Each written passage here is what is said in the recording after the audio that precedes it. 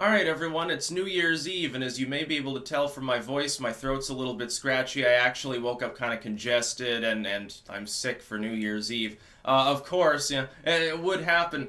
Here's the thing though, I had been, thinking about doing a live stream, but I decided not to, mainly because I had stuff that I had to do, and it sort of delayed me, like especially my literary work catching up towards the end of the year. I'm like, oh shit, I'm way behind.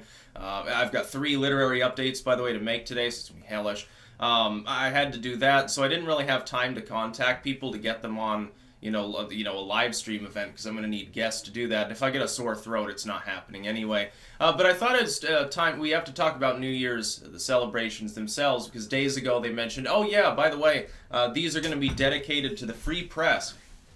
I'm sitting there thinking about it. In Times Square, our balls dropping as a nation, which is totally not sexual symbolism. That big pole with the ball on it has nothing to do with a big cock. Basically giving birth to the next year, and then confetti starts shooting out of it. It's like, what are you trying to say, dude? And then keep in mind, this is a moralistic, censorship-loving culture now, too. I thought about it, and I'm like, whoa, you mean defending, like, Tommy Robinson, like maverick reporters that report on things that some government in the world doesn't like? You mean religious dissident reporters and independent media and like pirate radio and shit like in the Middle East and stuff? Do you mean online commentators who routinely get deplatformed for having opinions that are considered too edgy by some group of self-righteous morons? No. They mean the right of the corporate press, the 7-figure pundits run by 8-figure CEOs and 9 and 10-figure parent companies to be immune from mean tweets from Trump. That's basically what they mean. See, trust in the lamestream media is at an all-time low, although I think it ticked up a couple points in the last measure, probably for political reasons.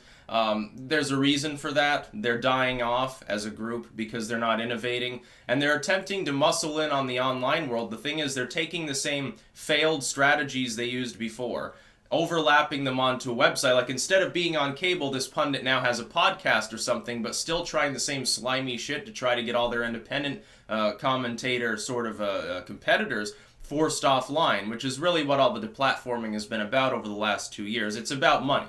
It's not even really political ideology. Look, the Republicans, the Democrats, they've all been basically the same. I think they genuinely do dislike like libertarians and populists within maybe some of the movements, and I don't think that they're friends of actual progressivism. The fake progressivism that they co-opt to get votes, yeah, that's one thing. Actual progressives would make them pay more taxes, oh my goodness, because they're all rich, so that'd be difficult for them. They might lose their tax shelters. Oh my God, says Tim Cook. We can't have that. Let's smear these people as Russian pawns, and we'll smear this other group of people as Nazis. That's their idea of a free press, and they've been doing that too. It's like, defend the free press. Yeah, the Wall Street Journal's ability to repeatedly harass and defame YouTubers.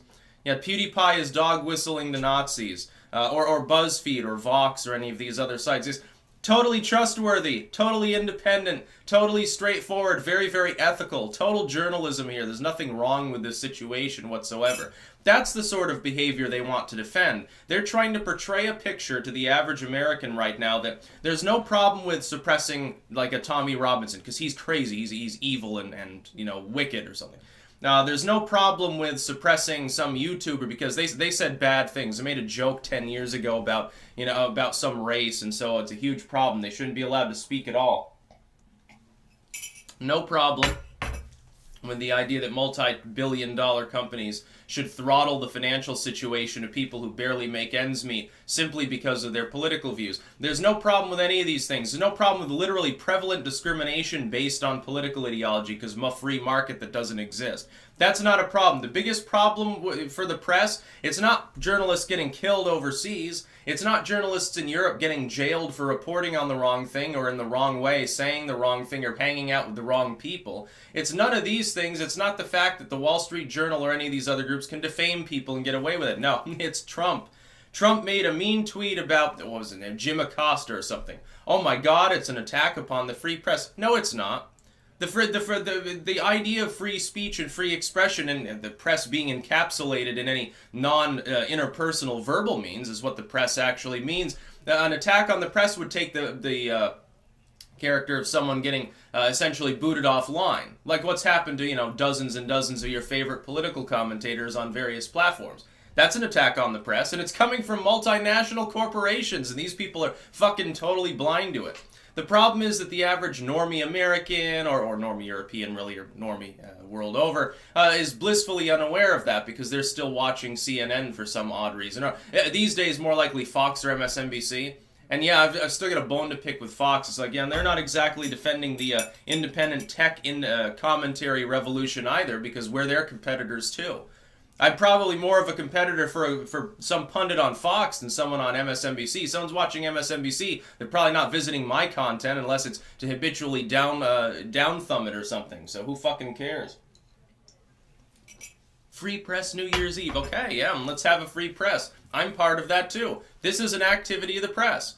Disseminating information and opinion via means which is not interpersonal and verbal. I'm not sitting on the street corner talking, and I'm not saying, hey, shaking your hand and having a conversation with you. That's free speech. This is free press. The printing press, mechanical and electronic means of distributing information. But you're not going to hear anything about that at the New Year's Eve celebrations. They'll probably have some politicians and celebs come up there and talk about Mean Orange Man and his evil Twitter account. They're not going to talk about PewDiePie. They're not going to talk about, like, Sargon gets kicked off Patreon because of MasterCard or whatever. They're not going to talk about Gavin getting kicked off every other platform or InfoWars. They're not going to talk about that.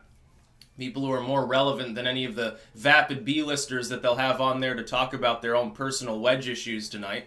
And it'll be really, really funny. And then the balls of the nation will drop, and the big, New York dick will inseminate the sky and give birth to the subsequent year. And that's basically what it's about. What are all the fireworks for? Well, what the fuck does that have to do with Americanism or anything like that? No, it has to do with basically celebrating power and supremacy. Yeah, the power and supremacy of the corporations that fund such things. Very funny. That's about all. Peace out.